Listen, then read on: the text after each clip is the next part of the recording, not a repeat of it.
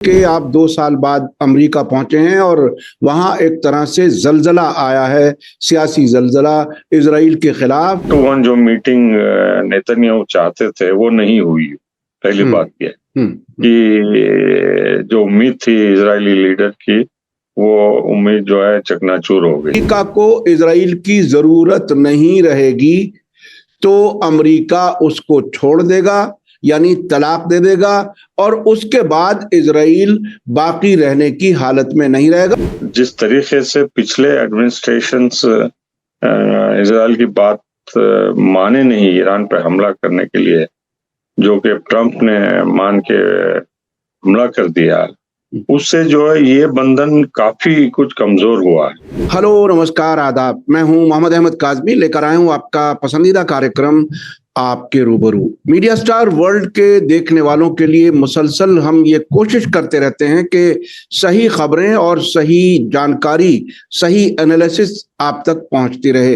दुनिया के किसी भी किनारे में हमारे मेहमान हों, वो भी हमें वक्त दे देते हैं। आफ्ताब कमाल पाशा साहब, आपने अमेरिका के शहर सॉल्ट लेक सिटी के नजदीक आप हैं, बिल्कुल वेस्ट कोस्ट पर अमेरिका के, जहां भारत और अमेरिका के उस इलाके का वक्त का जो फर्क है वो 12.5 घंटे है, यानी तकरीबन एक तरह से आधी दुनिया दूसरी तरफ आप हैं। आज हम जो कुछ उनसे बात करने जा रहे हैं वो खुद अमेरिका में है, वहां का मीडिया भी नजर में होगा, वहां की और चीजें भी, बहुत सी चीजें मालूमात हुई होगी, मुलाकातें हुई होंगी, जिसकी बुनियाद पर और बहुत गहराई से बात की जा सकती है। आप कमाल पाशा साहब, वेलकम है आपका। मीडिया स्टार वर्ल्ड को आपने वक्त दिया, उसके लिए बहुत बहुत शुक्रिया। सफर के दौरान भी आप ये बताइए कि नेतन्याहू की और ट्रंप की जो मुलाकात हुई, आपका क्या अंदाज है? जो बयान आए हैं बाहर, बहुत अच्छी मुलाकात हुई वगैरह वगैरह, पहले खबर ये भी आई कि मीडिया के सामने कोई बयान नहीं होगा, लेकिन अब जो कुछ भी सामने आ रहा है उससे आपको क्या लगता है? जंग और आगे बढ़ाने की तैयारी है या बाहर निकलने का रास्ता तलाश करने की कोशिश है? आगे क्या होगा? ट्रंप क्या करेंगे? क्योंकि फैसला, आखिरी फैसला ट्रंप को और अमेरिका को ही करना है। क्या लगता है आपको? शुक्रिया काज़मी साहब। देखिए, यहाँ जो बैकग्राउंड में इजरायली वजीर आजम जो आए हैं, मैं ये कह सकता हूँ कि उनके खिलाफ बहुत कुछ लिखा गया है, बहुत कुछ बोला गया है, और बहुत कुछ लोगों में बातचीत हुई है, और सुनने को कुछ ज्यादा ही दिखाई दे रहा है यहाँ, जो कि एक बहुत नई चीज लग रही है मुझे, क्योंकि मैं यहाँ 2 साल के अरसे के बाद आ रहा हूँ। तो मुझे लग रहा है कि यहाँ का इकोलॉजी, यहाँ का एनवायरनमेंट जो है 2 साल में इतनी तेजी से बदल गया है कि मैं खुद हैरान हूँ। यहाँ जो कुछ भी हम भारत में रह के पढ़ते थे, जानते थे कि नौजवान यहाँ इजराइल के खिलाफ हैं, और रिपब्लिकन पार्टी में भी काफी कुछ बदलाव हुआ है, तो यहाँ कुछ ज्यादा ही है उससे।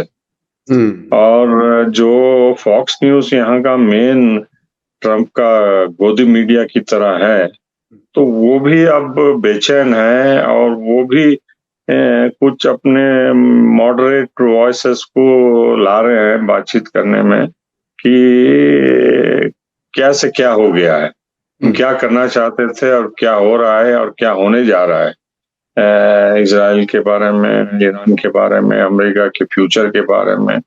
और ये मागा मूवमेंट जो उभर के आया था ट्रंप को सपोर्ट करने में, उसमें भी इतनी ज्यादा बेचैनी है कि हर एक स्टेट में जो है यहाँ लोग ओपनली जो है, जो जेन जी कहते हैं, यहाँ वो सड़कों पे आके और सभी जगह नारे लगा रहे हैं और बता रहे हैं कि जो कुछ भी हो रहा है वो अमेरिका के नेशनल इंटरेस्ट में नहीं है। एक तो ये रियलिटी है। मुझे कुछ नई चीज लगी कि यहाँ जो हालात हैं, जो पहले के बरक्स जो है काफी कुछ बदलाव हो गया है। मुझे लगता है यहाँ कुछ जल्जला आया है इजराइल के खिलाफ, जो अभी लोग जो है शॉक में हैं, अभी उसको हजम करने में जो है टाइम लग रहा है कि इतना बड़ा जल्जला आके इतना इम्पैक्ट हुआ है सभी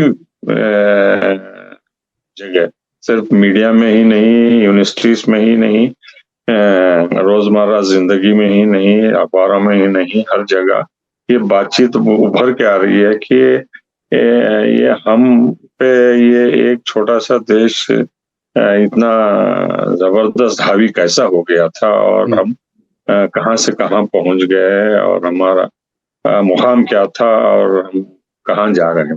ये सवाल बहुत अहम हर जगह पूछा जा रहा है। दूसरी बात यह है कि जो आशंकाएं बताई जाती थी कि नेतन्याहू इस बार भी आके उनके पॉलिटिकल फ्यूचर के बात करेंगे और उनसे ट्रम्प से मिलके अपना जो असर और रसूख कम हो रहा है, पॉपुलैरिटी कम हो रही है, उसको उभारने के लिए, आगे चलने के लिए, इलेक्शन जीतने के लिए ये मीटिंग बताएंगे कि कोई नहीं है ऐसा इजरायली लीडर जो इतने बार ट्रम्प से, अमेरिका के सदर से मिला है, 8 बार 1.5 साल में बोलकर रिकॉर्ड बताना चाहते हैं। लेकिन जो असल हालत यहाँ हुई तो जो मैं पहले बैकग्राउंड बताया उसके बैकग्राउंड में, और ट्रम्प इसके जो है अच्छी तरह ये जानते हैं कि उन्होंने इजराइल के दबाव में आके, नेतन्याहू की बातों में आके क्या कर बैठे और कैसा फंस गए हैं और कैसे निकलने की कोशिश कर रहे हैं, लेकिन वो सही सलामती से निकल नहीं रहे इज्जत बचा के। तो इसीलिए जो है 1-to-1 जो मीटिंग नेतन्याहू चाहते थे वो नहीं हुई। पहली बात यह कि जो उम्मीद थी इजरायली लीडर की, वो उम्मीद जो है चकनाचूर हो गई। तो इस बार सभी टॉप उनके एडमिनिस्ट्रेशन, जेडी वैंस से लेके वार मिनिस्टर पीट हेग्सेथ और मार्को रूबियो और दूसरे टॉप एडमिनिस्ट्रेशन के ऑफिशियल, सबके साथ खुली आम बात हुई। और जो सोर्सेस इंडिपेंडेंट हैं वो धीरे धीरे बता रहे हैं कि काफी कुछ बहस हुई और इसको जो है चीनी की तरह कवर करके शुगर कोटेड जो बोलते हैं, प्रेस को बताया जा रहा है कि पॉजिटिव रही और फ्रूटफुल रही और डिप्लोमेटिक लैंग्वेज में जो भी कहते हैं, लेकिन असल में काफी मतभेद हुआ 2 चीजों को लेके। एक तो जो ईरान के ऊपर लेके सीज फायर, MOU और क्या करना है आगे चल के, और इजराइल का ये कहना था कि न्यूक्लियर प्रोग्राम अभी भी जारी है, उसको टैकल करना है, यूरेनियम निकालना है। और उन्होंने प्रेस कॉन्फ्रेंस में भी ये भी बताया कि अमेरिकी निकालेंगे। जब उनसे पूछा गया है कि कौन निकालेंगे तो उन्होंने कहा इजरायली सोल्जर्स नहीं जाएंगे, अमेरिकी सोल्जर्स जाएंगे, अमेरिका से मुआहदा हुआ है और अमेरिका ये काम अंजाम देगा। तो ये पूरा जो है जिम्मेदारी अमेरिका के ऊपर थोप रहे हैं। ये इसमें बीच में नहीं आना चाहते, चाहे यूरेनियम लाना या फिर पे हमला करना या जो भी काम करना है ईरान के खिलाफ। दूसरी बात यह है कि जो लेबनान में हो रहा है, जो 2 दिन पहले ट्रम्प ने कहा कि इजराइल को हटना होगा गाजा से, सीरिया से, लेबनान से, वो खुलेआम रद्द करती है। उन्होंने कहा कि इजराइल की सलामती के लिए हम कर रहे हैं और हम जब समझते हैं कि यहाँ से खतरा कम हुआ है या हम निपट सकते हैं, तब हम सोचेंगे इसके बारे में क्या करना है। हम किसी के दबाव में आके यहाँ से हमारी फौज को हटाएंगे नहीं। तो ये खुलेआम जो है अमेरिका की खिलाफ वर्जी करना है। और यहाँ की प्रेस ये नोट करी है और ये बता रहे हैं कि ये इजरायली वजीर आजम का रवैया है जो हम पे निर्भर हैं, हमारे डॉलर्स पे, हथियारों पे वगैरह। और तीसरी बात उन्होंने ये कही जो कि यहाँ के मीडिया ने काफी कुछ उछाला है, और वो ये है कि उनका दावा, नेतन्याहू का दावा इस प्रेस कॉन्फ्रेंस में रहा कि हम 3.8% बिलियन डॉलर जो है हर साल मिलिट्री फाइनेंशियल एड में अमेरिका से लेते हैं, और इस डिपेंडेंसी को हम 10 साल में खत्म करना चाहते हैं। हम अमेरिका के ऊपर निर्भर नहीं रहना चाहते। हम खुद मुख्तार बन के हम अपने रेवेन्यू से हम अपने पॉलिसी चलाएंगे और किसी के ऊपर निर्भर नहीं रहना चाहते। तो ये बहुत महत्वपूर्ण है, इसलिए कि अब उनको पता चल गया है दो चीजों का। एक तो इजराइल की पॉपुलैरिटी घटती जा रही है और लोग सवाल उठा रहे हैं कि हमारे hard earn tax dollars Israel को मुफ्त में क्यों दिए जाए। दूसरी बात यह है कि कांग्रेस में भी इसके मुखालिफिन बहुत बढ़ गए हैं, चाहे डेमोक्रेटिक पार्टी में हो या रिपब्लिकन पार्टी में। ऐसे सवाल उठा रहे हैं कि हमको इससे फायदा क्या हो रहा है, हम क्यों इतने बड़े पैमाने पे इजराइल को दे जो हमारी बात मानता नहीं है, चाहे फॉरेन पॉलिसी हो, नेशनल इंटरेस्ट हो और हमारे रिलेशंस जो खाड़ी के देशों से हैं वगैरह वगैरह, जिस पे इम्पैक्ट होता है। इजराइल हमारी बात मानने को तैयार नहीं है, हम इसको ये ब्लैंक चेक क्यों दे रहे हैं बोल के। तो ये दोनों चीजों को बैकग्राउंड में रखते हुए नेतन्याहू ने ये कहा, लेकिन मुझे नहीं लगता कि इतनी जल्दी जो है ये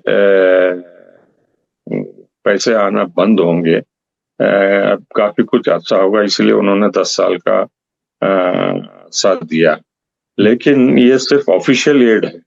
अनऑफिशियल एड जो बिलियंस ऑफ डॉलर्स आता है, 3 सोर्सेस हैं। एक तो क्रिश्चियन ज़ायनिस्ट लाखों के अरबों के डॉलर फ्री टैक्स फ्री भेजते हैं। दूसरा जो यहूदी अपने कम्युनिटी से जो इकट्ठा करके जो भेजते हैं, मालदार यहूदी, वो भी टैक्स फ्री है, वो भी बिलियंस ऑफ डॉलर्स में जाता है। और तीसरा जो है, आम तौर पे लोग वहाँ इजराइल को चैरिटीज देते हैं। जो मालदार लोग हैं, क्रिश्चियंस हैं, जो भी हैं तबके के, वो जिनको खैरात देना चाहते हैं, जैसा वक्फ को जैसा, तो वो हजारों के लाखों की प्रॉपर्टी जो है चैरिटीज को देते हैं और उनसे ये सेटलर्स को भेजते हैं टैक्स फ्री। तो वो भी काफी बड़ी तादाद में जाता है वहाँ इजराइल को, चाहे वो आर्कियोलॉजी के लिए वो, सेटलर्स के लिए वो, या बहुत सारे चीजों के लिए। तो ये 3 जो है टैक्स फ्री हैं और ये कई गुना ज्यादा है जो ऑफिशियल एड अमेरिका इजराइल को जो देता है, जिसकी बात वो जिक्र कर रहे थे। तो इजराइल की पोजीशन जो है नेतन्याहू खास तौर पे उनकी वजह से यहाँ काफी कमजोर हुई है, और जो नरसंहार गाजा में किया है और जो हठधर्मी लेबनान में बताई है, वो काफी कुछ देखने को, पढ़ने को, लिखने को यहाँ महसूस हो रही है। फॉक्स न्यूज तक भी मजबूर होकर ये बता रहा है कि हम फंस गए हैं ईरान की जंग में, और जो बार बार दावे कर रहे हैं कि हमने शिकस्त दे दी, हमने तबाह कर दिया, वो कुछ नजर नहीं आ रहा है। और ईरान अभी भी उसके पास क्षमता है, शक्ति है और को नुकसान पहुंचा रहा है, इसीलिए बॉडी बैग्स भी आ रहे हैं बोल के। ये फिलहाल अभी तक तो मेरा यहाँ देखना है सिचुएशन का। जी, ये कई चीजें आपने बहुत अहम बताई। वो ये कि आप 2 साल बाद अमेरिका पहुंचे हैं और वहां एक तरह से जलजला आया है, सियासी जलजला इजराइल के खिलाफ, और अपने नेशनलिज्म एक तरह से उनके अंदर जो हुई है कि हमारा पैसा आखिर क्यों जाए। लेकिन उसके साथ साथ इजराइल का जो रुख है वो अमेरिका की बात नहीं मान रहा, वो सीरिया से, लेबनान से, गाजा से वापस नहीं आना चाहता, तो अमेरिका से सिर्फ एक तरफा मदद चाहता है, लेकिन अपनी मर्जी को हावी रखना चाहता है अमेरिका पर। ऐसी हालत में जब अलग अलग तरीके से भी आपने बताया कि ये बारीकियां लोग नहीं जानते, किस किस तरीके से इजराइल को पैसा पहुंचता है, सरकार की फंडिंग अलग, अनऑफिशियल फंडिंग अलग, उसके अलावा अलग अलग जो जो जो अवाम है वहां, चाहे वो यहूदी हो या ईसाई हो, वो उन्हें बहुत फंड करते हैं और वो टैक्स फ्री होता है। ऐसी हालत में देखिए, एक एनालिसिस ये है कुछ जानकार लोगों की, मैं समझता हूं आप भी शायद उस पर इत्तेफाक करेंगे, कि जब अमेरिका को इजराइल की जरूरत नहीं रहेगी तो अमेरिका उसको छोड़ देगा, यानी तलाक दे देगा, और उसके बाद इजराइल बाकी रहने की हालत में नहीं रहेगा। उसके वजूद को खतरा सिर्फ ईरान से ही नहीं है, एक तरह से अमेरिका की तरफ से भी। अगर अमेरिका हाथ छोड़ दे इजराइल का तो उसको बाकी रहना मुश्किल है। अब किस फेज में हैं हम लोग, जिन हालात को हम देख रहे हैं? क्या अमेरिका आने वाले वक्त में और हालात इसी तरह से बिगड़ेंगे? ईरान में फंस चुके इजराइल और अमेरिका, उससे ईरान कैसे निकलने देगा? एक्सिस ऑफ रेजिस्टेंस को जिस तरह से ईरान ने मजबूत किया है, तब अमेरिका और इजराइल के वजूद की यहाँ कितनी गुंजाइश है? क्या लगता है किस मरहले में हम लोग? ये बहुत नाजुक मरहले से अमेरिका गुजर रहा है। ये जो दोनों के बीच में जो बंधन है अभी भी है, हाँ। लेकिन कमजोर होता जा रहा है। वो जिस तरीके से पिछले एडमिनिस्ट्रेशंस इजराइल की बात माने नहीं ईरान पर हमला करने के लिए, जो कि ट्रंप ने मान के हमला कर दिया, उससे जो है ये बंधन काफी कुछ कमजोर हुआ है। एक तो ये है। दूसरा ये है कि अमेरिका जो करना चाहता है खाड़ी के देशों के साथ, खास तौर पे जीसीसी मुल्कों के साथ, वो कर नहीं पा रहा है। और यहाँ एक्सपर्ट्स ये मानते हैं कि अमेरिका की मईशत के लिए पेट्रोल डॉलर्स बहुत ही अहम है, और इनकी इकोनॉमी की अगर पेट्रोल डॉलर्स नहीं आते हैं तो अमेरिका का जो कर्ज है वो बहुत बढ़ जाएगा, और जो इन्वेस्टमेंट खाड़ी के देश जो करते हैं उससे उसकी तरक्की कमजोर हो जाएगी, जो कुछ भी उन्होंने किया है।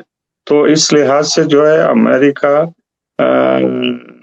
जैसा अब मिसाल के तौर पे अमेरिका और सऊदी अरेबिया के बीच में न्यूक्लियर एग्रीमेंट हुआ है, जिससे सऊदी अरेबिया यूरेनियम एनरिच कर सकता है, लेकिन इजराइल के दबाव में आके उन्होंने अब्राहम अकॉर्ड्स का ये लिंक बना दिया कि अगर अब्राहम अकॉर्ड्स के तहत इजराइल को मान्यता दे के जो भी करना है, जो यूएई, बहरीन, दूसरे देश कर रहे हैं, तभी आपको ये फैसिलिटी दी जाएगी कोई भी।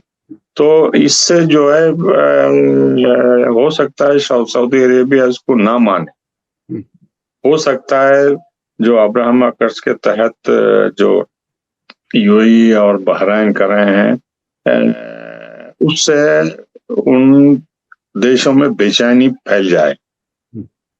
तो इस लिहाज से जो है ओमान और कतार और कुवैत आगे नहीं आ रहे हैं।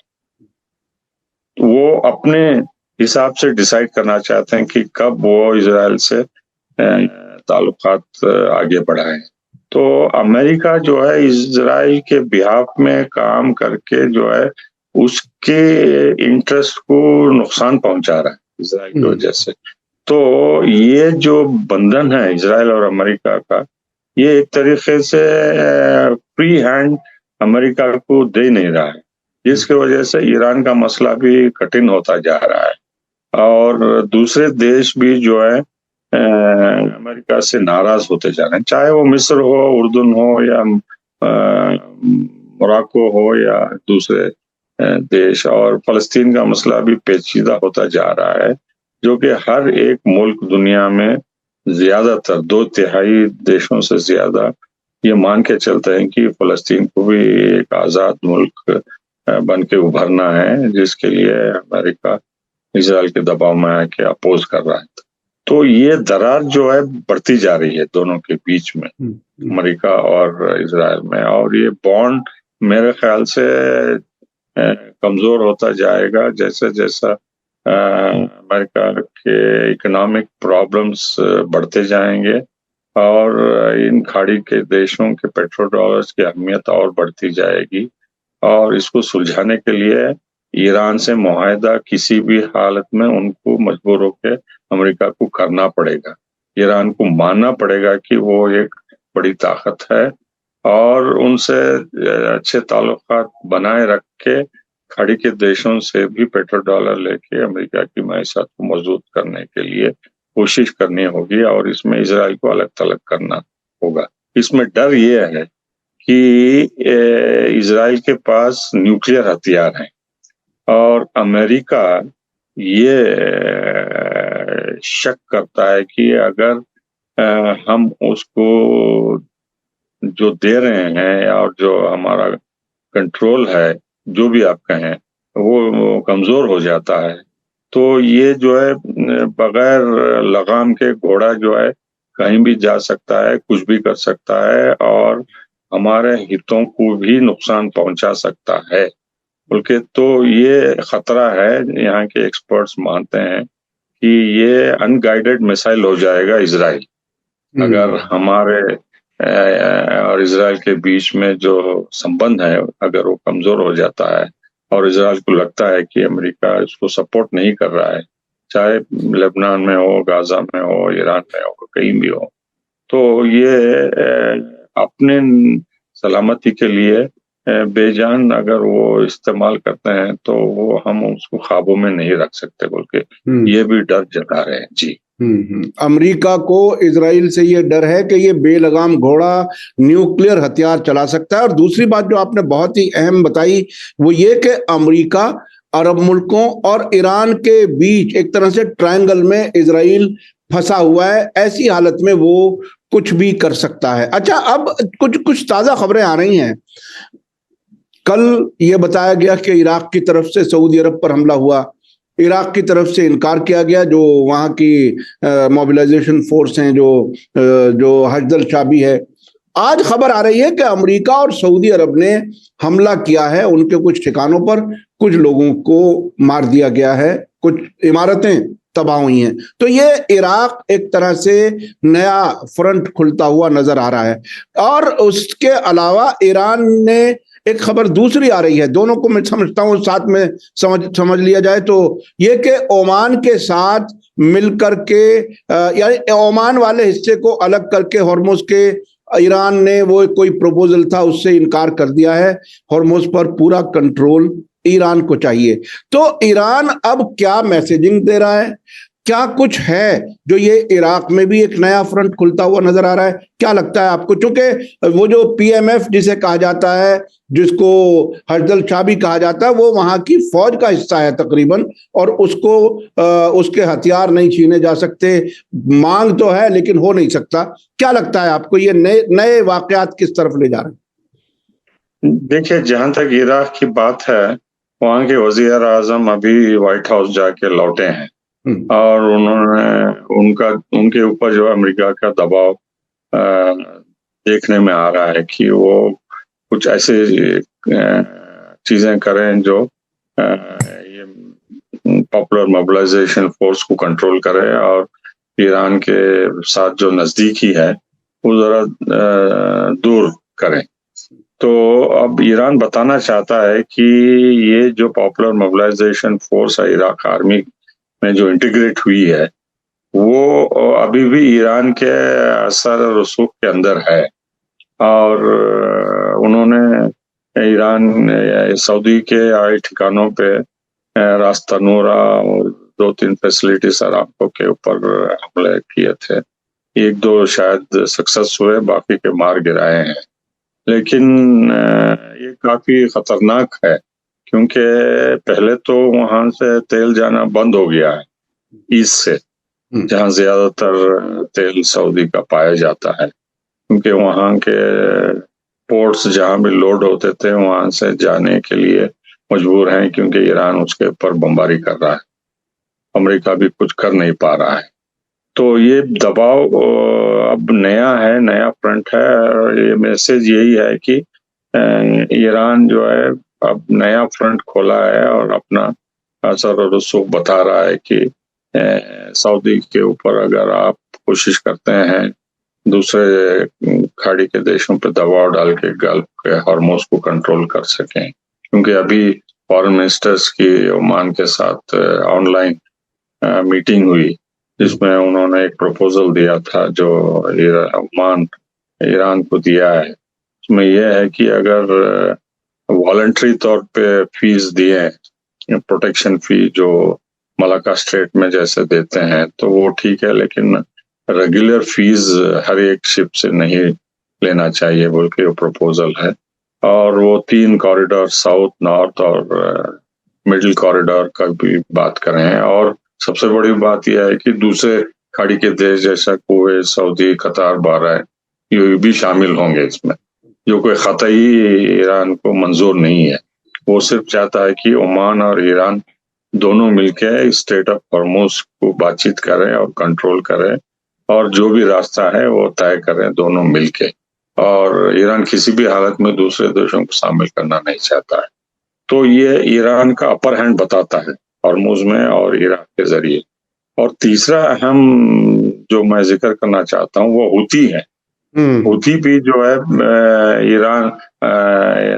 ईरान के साथ जो मिले हुए हैं एक्सिस ऑफ रेसिस्टेंस में, उन्होंने बड़ा कदम लिया है सऊदी के ऊपर बमबारी करके। अभा जहां अरामको का बड़ी रिफाइनरी थी उसको बमबारी करके वो आग अभी तीसरे दिन तक जल रही है। जो सैटेलाइट फोटोस आ रहे हैं उसमें सऊदी फायर ब्रिगेड अभी तक नाकाम है। इतने बड़े पैमाने पे हमला हुआ है, आग जल रही है। वो 4 लाख बैरल्स रिफाइन होता था और गैस भी बनाई जाती थी वहां। तो ये बहुत बड़ी कामयाबी है हूतियों की और ईरान की। और दूसरा हमला उन्होंने सऊदी ऑयल टैंकर को तीसरी बार उन्होंने किया।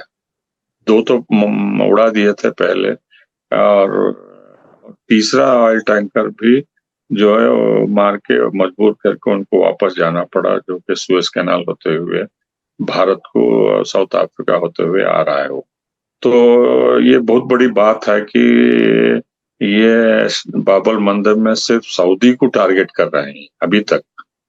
तो सऊदी अरेबिया के ऊपर प्रेशर इराक से भी और यमन से भी और हार्मुज से भी लेके बढ़ रहा है, और खाड़ी में तो उनके जहाज ऑयल लेके नहीं जा पा रहे हैं।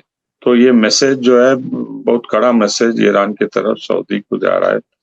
हालांकि उन्होंने अभी तक कुछ खास ईरान ने हमला नहीं किया सऊदी के ऊपर, सुल्तान एयरबेस के ऊपर, लेकिन उनको पता है कि ये सऊदी छुप के क्या कर रहा है, दूसरे खाड़ी के देशों के साथ मिलके कैसा साजिश कर रहा है कुवैत से या बहरीन से वगैरह करके। तो ये बहुत बड़ा मैसेज है ईरान की तरफ से।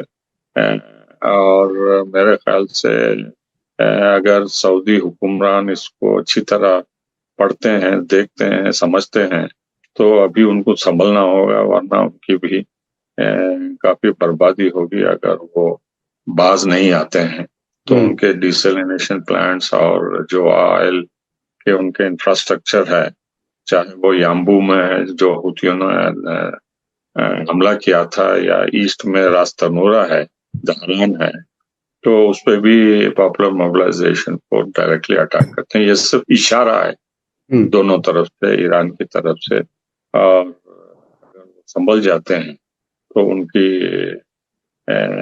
फैसिलिटीज बच जाएंगी, नहीं तो ईरान डायरेक्टली भी हमला कर सकता है। जी, डायरेक्ट हमला कर सकता है। अच्छा, ईरान ने एक बात साबित की है इन अरब मुल्कों को, जो पैगाम सबसे अहम जो मुझे लगता है अब तक ईरान ने दिया है, वो ये कि आपकी जान अरबों को अमेरिका नहीं बचा सकता। ये बात बिल्कुल एक नतीजे के तौर पर एक पैगाम बिल्कुल साफ है।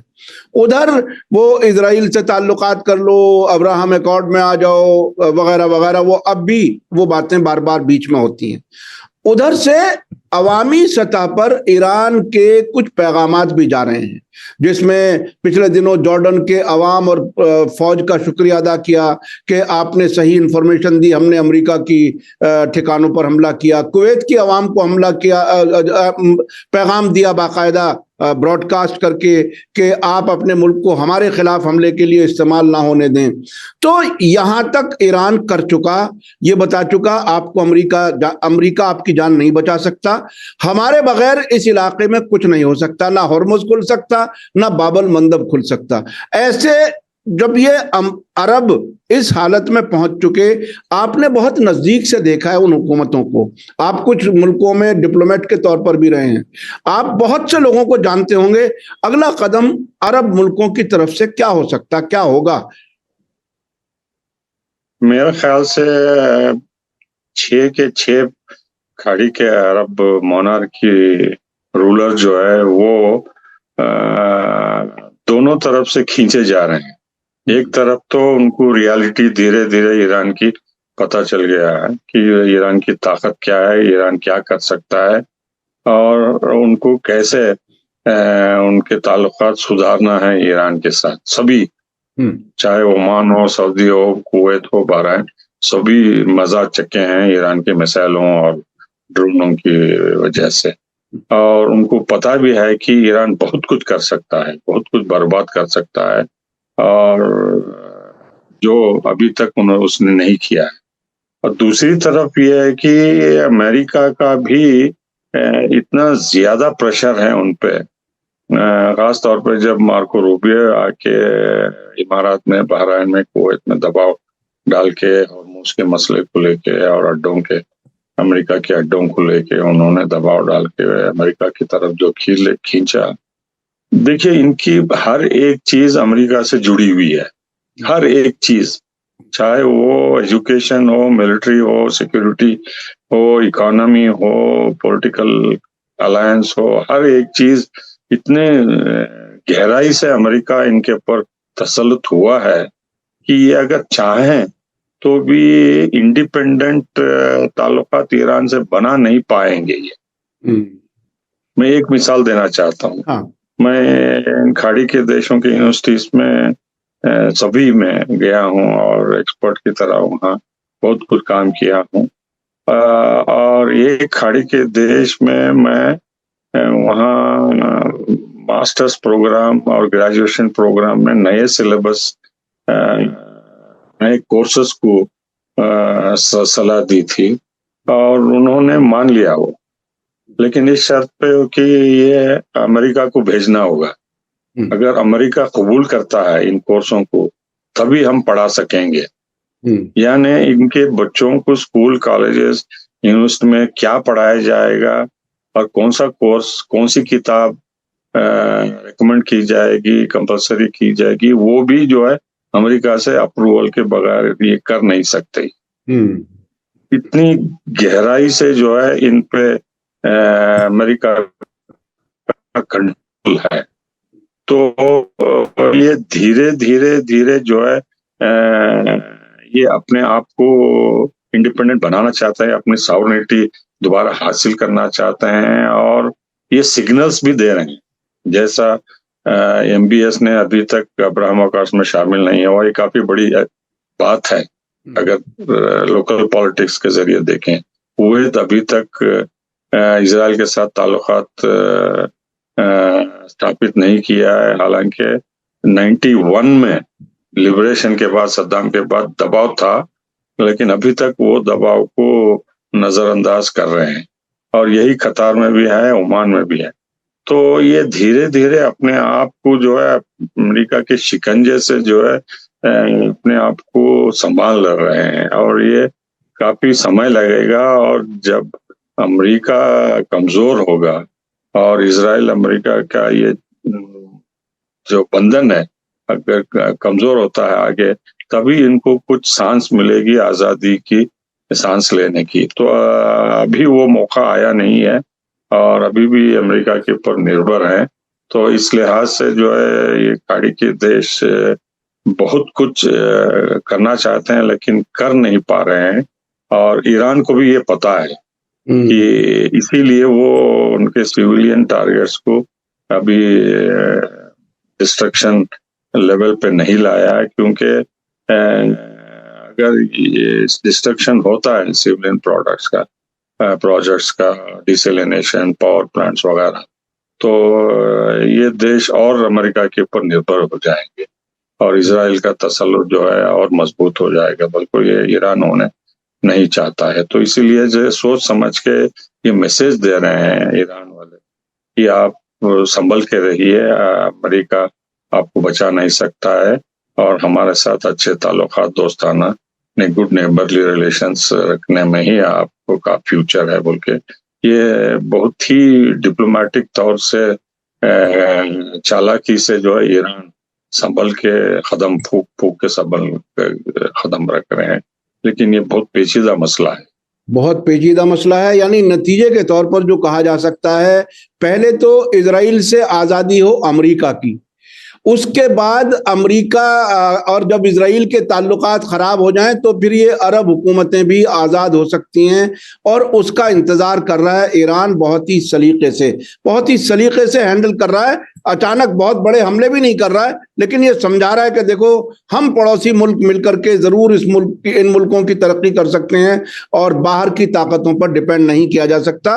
लेकिन अमेरिका का इतना अंदर तक कंट्रोल है, जैसा कि आपने बताया कि बच्चे क्या पढ़ेंगे क्या नहीं पढ़ेंगे ये सब भी वही तय करते हैं। आखिर में 20-30 सेकंड में आगे 1-2 हफ्ते में क्या इम्कानात लगते हैं? जंग होगी या कोई अमन की तरफ बात बढ़ेगी?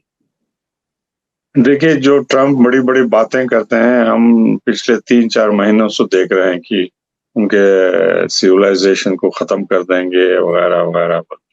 ऐसा कुछ मुझे नहीं लगता कि वो करने वाले हैं और कर सकते हैं।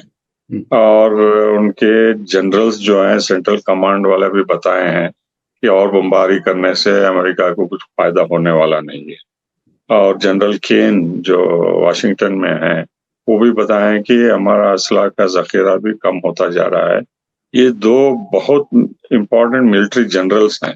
तो अगर इनकी बात ट्रम्प मानते हैं तो इसके बैकग्राउंड में ये सब कर नहीं सकते ट्रम्प जो धमकी दे रहे हैं, जिसकी वजह से ईरान भी बमबारी नहीं करेगा रिटेलिएशन में।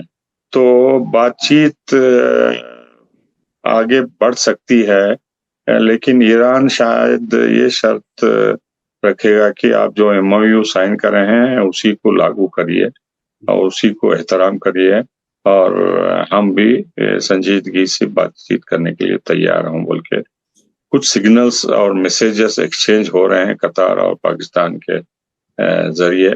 लेकिन जो धमकी दे रहे हैं, मेरे ख्याल से ट्रम्प इस लायक नहीं है कि वो कर सकते हैं, और करेंगे तो और उनकी ही भी हालत खराब होगी और तेल की कीमत जो 100 के करीब है, 100 पार कर जाएगी और नुकसान भी काफी ज्यादा होगा जो कि वो उठाना नहीं चाहते। और सबसे बढ़ के खाड़ी के देश भी डरे हुए हैं कि अगर जंग बढ़ती है तो उनका भी काफी नुकसान होगा। और जॉर्डन, कुवैत के अलावा बहरीन में भी जो है लोग वहाँ ईरान के समर्थन में बड़ी तादाद में आए हैं, और इसी तरह उनको ये भी मान के चलना होगा कि सऊदी अरेबिया के ईस्ट में भी जहाँ ज्यादातर शिया रहते हैं वो भी बेचैन है। आपने बहुत गहराई से कई मालूमात दी। अरब और ईरान के बीच में क्या कुछ इम्कान है? इजराइल से आजाद पहले हो अमेरिका, उसके बाद अरब आजाद हों, और उसके लिए बहुत ही सलीके से ईरान डिप्लोमेसी और फौजी कार्रवाइयां दोनों साथ साथ कर रहा है। बहुत बहुत शुक्रिया। मैं अपने नाजरीन से कहूंगा, दर्शकों से कहूंगा, आज का वीडियो आपको कैसा लगा कमेंट्स में जरूर लिखें और ज्यादा से ज्यादा लोगों तक शेयर करें। इसी के साथ मुझे दीजिए इजाजत। धन्यवाद, शुक्रिया। जय भारत, जय हिंद। हमारे चैनल मीडिया स्टार वर्ल्ड को सब्सक्राइब कीजिए और बेल आइकॉन दबाइए ताकि हमारी हर नई वीडियो का नोटिफिकेशन आपको सीधे मिलता रहे। अगर आपको हमारी खबरें पसंद आती हैं तो उन्हें अपने व्हाट्सएप, इंस्टाग्राम, फेसबुक और ट्विटर अकाउंट्स पर शेयर करना ना भूलिए ताकि और लोग भी हकीकत से वाकिफ हो सकें।